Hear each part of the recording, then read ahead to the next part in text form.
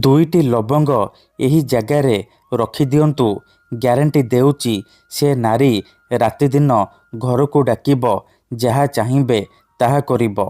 କେବଳ ଗୋଟିଏ ଥର ଆଜି ରାତିରେ କରିଦିଅନ୍ତୁ। ହଁ ଫ୍ରେଣ୍ଡସ୍, ଆଜିର ଏହି ଭିଡ଼ିଓଟିରେ ମୁଁ ଆପଣଙ୍କୁ ଶିଖେଇବି ବିନା ମନ୍ତ୍ରତନ୍ତ୍ରରେ କେବଳ ଦୁଇଟି ଲବଙ୍ଗରେ ଆପଣ କିପରି ସୁନ୍ଦରୀରୁ ସୁନ୍ଦରୀ ଝିଅ ବା ସୁନ୍ଦରୀ ଭାଉଜକୁ ପଟେଇ ପାରିବେ, ତାଠାରୁ ନିଜର ମନ ମୁତାବକ କାମ ହାସଲ କରିପାରିବେ। ସିଏ ଆପଣଙ୍କର ସବୁ କଥା ମାନିବ। ଏହି ବଶୀକରଣ କରିବା ପାଇଁ ଆପଣଙ୍କୁ କୌଣସି ପ୍ରକାର ପଇସା ଖର୍ଚ୍ଚ କରିବାକୁ ପଡ଼ିବନି କିମ୍ବା କୌଣସି ପ୍ରକାର ସାମଗ୍ରୀର ଆବଶ୍ୟକ ନାହିଁ।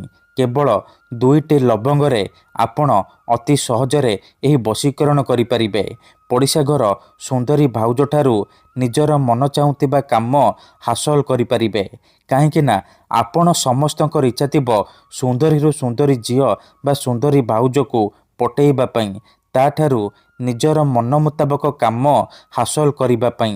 କିନ୍ତୁ ଇଏ ଏତେ ସହଜ ନୁହେଁ। ଏଥିପାଇଁ ଆଜିର ଏହି ଭିଡ଼ିଓଟି ଆପଣଙ୍କର ଇଚ୍ଛାକୁ ପୂରଣ କରିବ।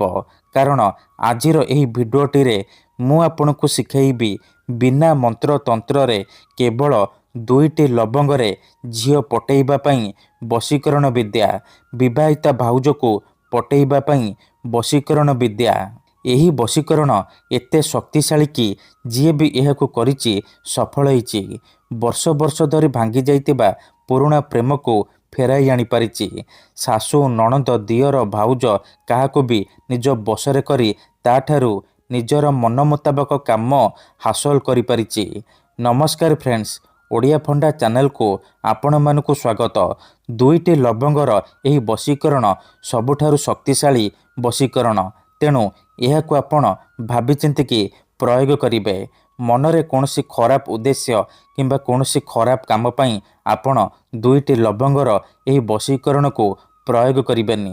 ଯଦି ଆପଣ ସତରେ ସେ ଝିଅକୁ ଭଲ ପାଉଛନ୍ତି, ତାକୁ ବିବାହ କରିବାକୁ ଚାହୁଁଛନ୍ତି, ତେବେ ଆପଣ ଏହି ବଶୀକରଣ ପ୍ରୟୋଗ କରିବେ।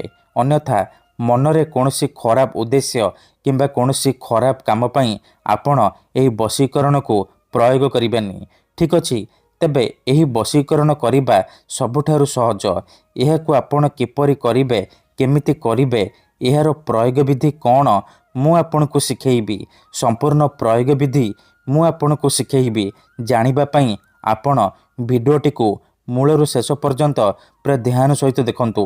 ବିଧିଟି ଜାଣିବା ପୂର୍ବରୁ ମୋର ଆପଣମାନଙ୍କୁ ଅନୁରୋଧ କି ଯଦି ଆପଣ ଆମ ଚ୍ୟାନେଲକୁ ପ୍ରଥମ ଥର ଆସିଛନ୍ତି, ତେବେ ଦୟାକରି ଚ୍ୟାନେଲକୁ ସବସ୍କ୍ରାଇବ୍ କରି ପାଖରେ ଥିବା ବେଲ୍ ଆଇକନ୍କୁ ମଧ୍ୟ ଦବାଇ ଦିଅନ୍ତୁ।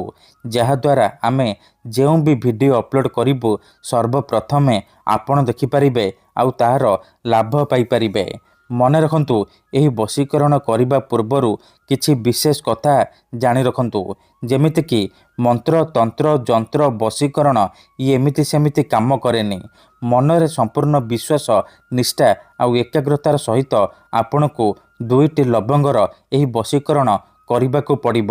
ତେବେ ଯାଇ ମୁଁ ଆପଣଙ୍କୁ ଗ୍ୟାରେଣ୍ଟି ଦେଉଛି ଆପଣ ଯେଉଁ ଝିଅ ବା ନାରୀ ଉପରେ ଏହି ବଶୀକରଣ ଗୋଟିଏ ଥର ପ୍ରୟୋଗ କରିଦେବେ, ସିଏ ସେହି ସମୟଠାରୁ ରାତିଦିନ ଆପଣଙ୍କ କଥା ଭାବିବ। ପାଗଳି ପରି ଆପଣଙ୍କୁ ଭଲ ପାଇବାକୁ ଲାଗିବ। ଆପଣଙ୍କୁ ନ ଦେଖି ରହିପାରିବନି। ଯେଉଁ ଝିଅ ଆପଣଙ୍କୁ ଭାව ଦେଉନଥିଲା, ସେ ଝିଅ ନିଜେ ଆସି ଆପଣଙ୍କ ସହିତ କଥା ହେବ, ଆପଣଙ୍କୁ ଭଲ ପାଉଛି ବୋଲି କହିବ। ଯେଉଁ ପଡ଼ିଶା ଘର ଭାଉଜର ସୁନ୍ଦରତାକୁ ଦେଖି ଆପଣ ତାକୁ ଦିନରାତି ଭାବୁଛନ୍ତି, ସିଏ ହାତ ଧରିକି ରୁମ୍କୁ ଡାକିବ, ଯାହା ଚାହିଁବେ ତାହା କରିବ। କୌଣସି ପ୍ରକାର ବାଧା ଦେବ ନାହିଁ।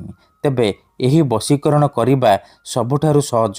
ଏହାକୁ ଆପଣ କିପରି କରିବେ, କେମିତି କରିବେ, ଏହାର ପ୍ରୟୋଗ ବିଧି କ'ଣ, ଧ୍ୟାନ ସହିତ ଶୁଣନ୍ତୁ। ଏହି ବଶୀକରଣ କରିବା ପାଇଁ କେବଳ ଦୁଇଟା ଲବଙ୍ଗ ଆଣିବେ, ଅଳ୍ପ ଟିକେ ଲାଲ ସିନ୍ଦୁର ଆଣିବେ ଆଉ କଳା ସୂତା ଆଣିବେ। ଏତିକି ଜିନିଷ ସାହାଯ୍ୟରେ ଆପଣ ସେ ଝିଅକୁ ପଟେଇ ପାରିବେ।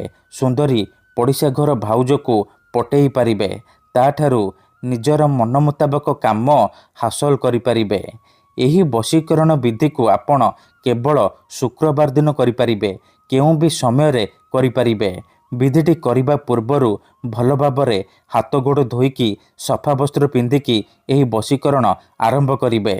ପ୍ରଥମେ ଆପଣ କ'ଣ କରିବେ, ଏହିସବୁ ସାମଗ୍ରୀକୁ ନେଇକି କୌଣସି ଏକ ଜାଗାରେ ନାଲି ରଙ୍ଗର ଆସନ ପକେଇକି ଦକ୍ଷିଣ ଦିଗକୁ ମୁହଁ କରିକି ବସି ପଡ଼ିବେ, ଯେଉଁଠାରେ ଆପଣଙ୍କୁ କେହି ଦେଖିବେନି କିମ୍ବା ଅଧାରୁ ଡାକିବେନି। ତାପରେ ଯେଉଁ 2ଟା ଲବଙ୍ଗ ଆଣିଛନ୍ତି ସେ 2ଟା ଲବଙ୍ଗରୁ ଗୋଟିଏ ଲବଙ୍ଗ ଡାହାଣ ହାତରେ ଧରିବେ, ଆଉ 3 ଥର ସେ ଝିଅ ବା ନାରୀର ନାମ କହିବେ। ତାପରେ ସେ ଲବଙ୍ଗରେ ଫୁଙ୍କିଦେବେ। ତାପରେ ଆଉ ଗୋଟିଏ ଲବଙ୍ଗ ଧରିବେ, 3 ଥର ନିଜର ନାମ କହିବେ। ତାପରେ ସେ ଲବଙ୍ଗରେ ଫୁଙ୍କିଦେବେ। ଏତିକି କରିସାରିବା ପରେ ସେ 2ଟାକ ଲବଙ୍ଗକୁ ଏକାଠି କରି ସେଥିରେ କଳା ସୂତାକୁ ଗୁଡ଼େଇ ଗୁଡ଼େଇ ବାନ୍ଧିଦେବେ।